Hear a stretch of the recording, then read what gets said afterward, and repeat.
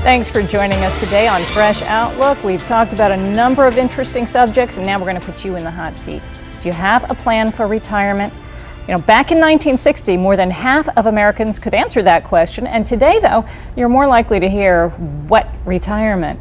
Unless you work for the government, you're not likely to have a plan through work, and the majority of Americans seem to be counting on Social Security. We have some guests here to tell us exactly what is wrong with that and what we should be doing. Let me introduce to you Jim McCarthy, who is a certified financial planner and managing director at Directional Wealth Management. Eric Meerman is a certified financial planner as well and portfolio manager with Palisades Hudson Financial. And here to talk about the psychological aspects of our failure to plan, Dr. Bart Rossi, who is a political psychologist. Thank you both for coming here and joining Dr. Rossi and me today. You know, some people say as individuals we just overspend. Some say, well, you know what, in 2008 the housing market collapsed. Nobody has money. Companies all changed their policies. Where are we supposed to get money for retirement? Well, for me, the most important thing to do is to get started early. The sooner you start, the less you have to save as you go along your time. Yeah, I understand, like if you're in your 30s, maybe 15% of your income can do you. It would probably be more than enough if you're in your 30s. If you're in your 20s, obviously it will be lower. If you wait till your 40s, well, then you're going to have a bit of a struggle. I'm trying to teach my 11-year-old about compound interest right now, and I wish they had this in schools because it's so important. And that's the magic part, is the compounding. You know, there are some programs that are helping schools now. PricewaterhouseCoopers and the Morris County Chamber of Commerce here in New Jersey are doing an educational program going into the schools and teaching them things about how to make a budget and how to save and what is interest and compound interest. So. Yeah, I think that's a fantastic idea, because if you teach people early, you don't end up, you know, like my age thinking, holy cow, I wish I had. Do you find a lot of people come to you and they really haven't planned ahead? Sometimes. Generally, really, retirement planning is a budgeting exercise, and it's best to start early and learn those habits early. But really, it's about creating money to save and making it a priority, especially for young folks that are looking to either buy a house, pay off the credit card debt, pay off the student loans. It's like, how do I prioritize this?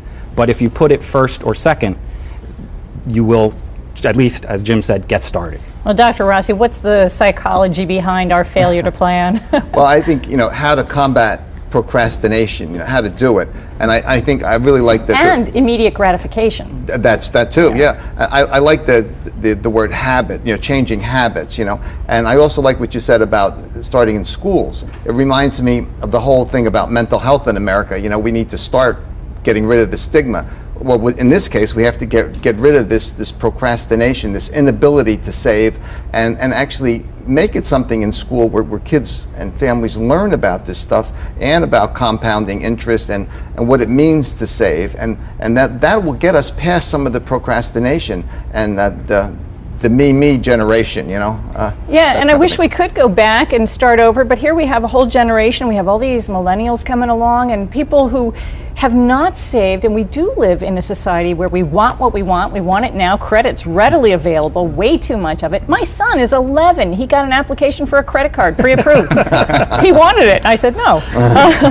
But I mean, we got 75 million baby boomers entering into retirement. So many just don't have money. So to me, this is somewhat of a crisis. It clearly is. Most people haven't saved enough, and obviously there's the concerns around the Social Security system, which makes up the majority of most retirees, and even will make up make up the majority of most soon-to-retire people's retirement income. And we so count on that. And I'm not sure if that's well-placed trust. I think for the near term, it probably is. Near term meaning 5 years, 10 years, 20? 20. I think they'll need to make changes as time goes on to keep the system viable for the next generation. I don't think there's anything. I don't see anything that's going to take it away at any time in the future. Eric, you seem like there's something on your mind. Yeah, just not to belabor the point, but coming back to budgeting, it's never too late to start. And what I often say to my clients is, it's the big things. You know, a lot of people talk about budgeting, they say, cut out the $4 Starbucks. You hear that like from Susie Orman and all those experts? You can drink all the Starbucks in the world. You're never going to fund a retirement with $4 a day. you got to look at the house you're in. What kind of car are you driving? Are you leasing it? Are you buying it? Do you have two cars when you could have one? The big purchases are really what baby boomers should be looking at to cut back and get ready for retirement. The other thing I would add is that you need to write it down. I mean, a plan is great if you say, you'd said, save 15% and you'll be okay. Well, that's not a bad rule of thumb, but that it in and depends of what you earn too. Well, that's a factor, but it's one thing to say it and even to do that, but as Eric just pointed out, you really need to write that down. What do we need? Where are we today? What would we like? Where would we like to be tomorrow?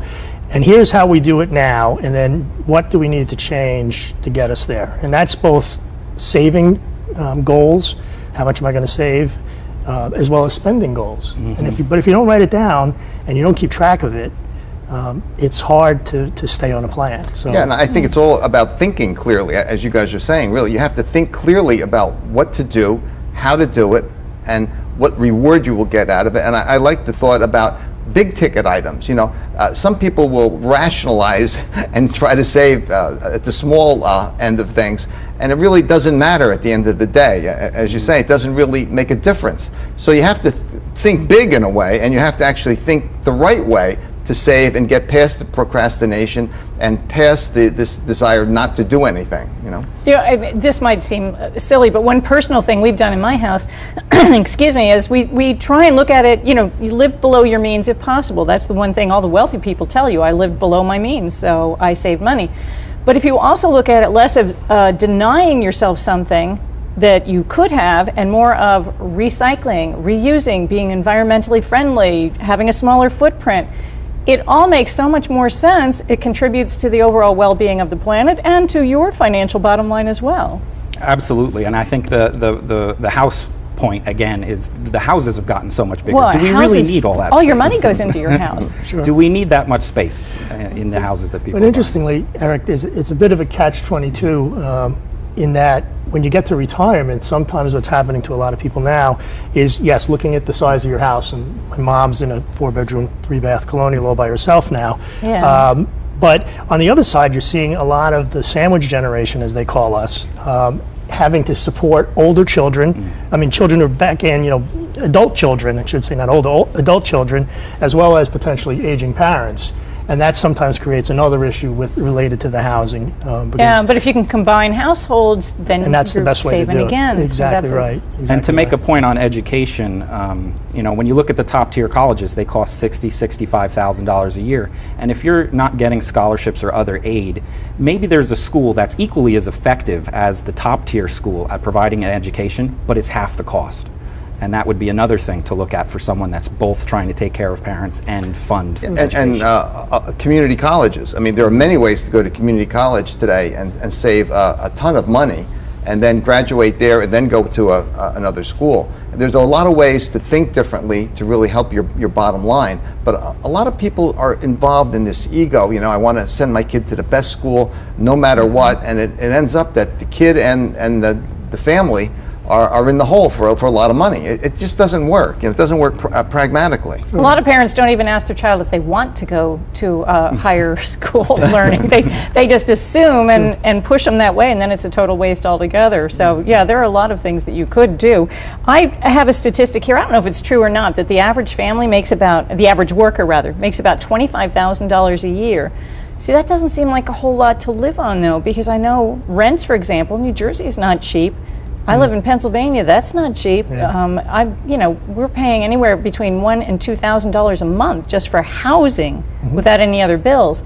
That money's gone before you paid for anything. So it's really hard sometimes to figure out where you find that money, where you make those cuts. College. I mean, to that point, college is becoming something that's not affordable for many people, and I really feel that's a real problem today. You talk about retirement and money issues, but when college becomes unaffordable to most folks, what does that say about us and our country and where we're going?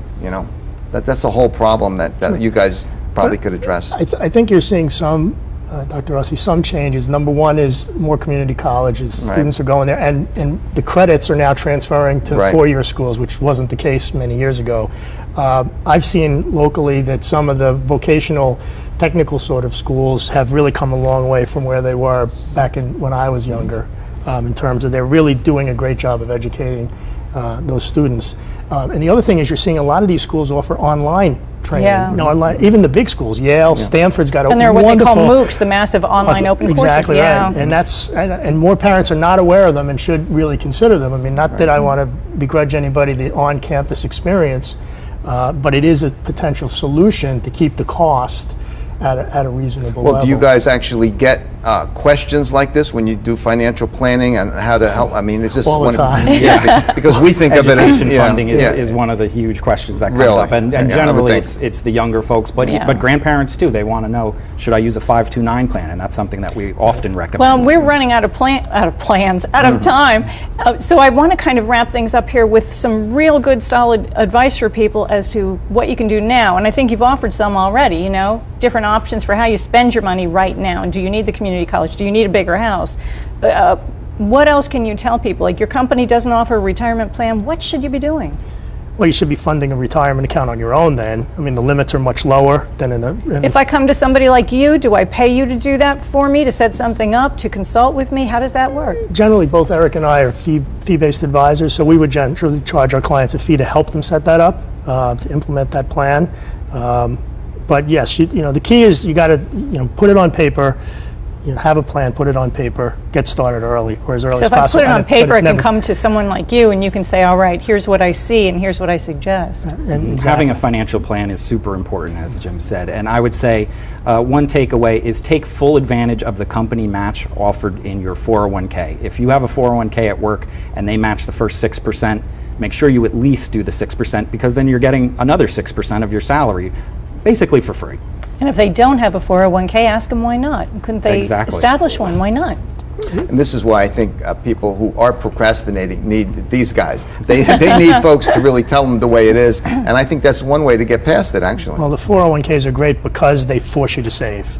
If you're saving it on your own, you sort of have to take it out of your checking account, and like most people, when it's in your checkbook, it's almost gone. Yeah. Mm-hmm. Whereas the 401k comes out before it hits your checking account. So yes, I'm with Eric 100%.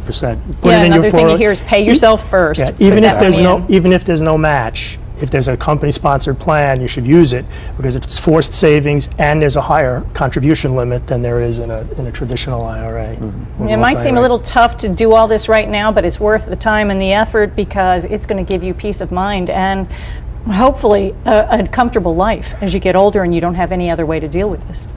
Thank you, gentlemen, very much for Thank you. being here. And Dr. Rossi's going to hang around. We're going to be back in just a moment with our lightning round. You won't want to miss it.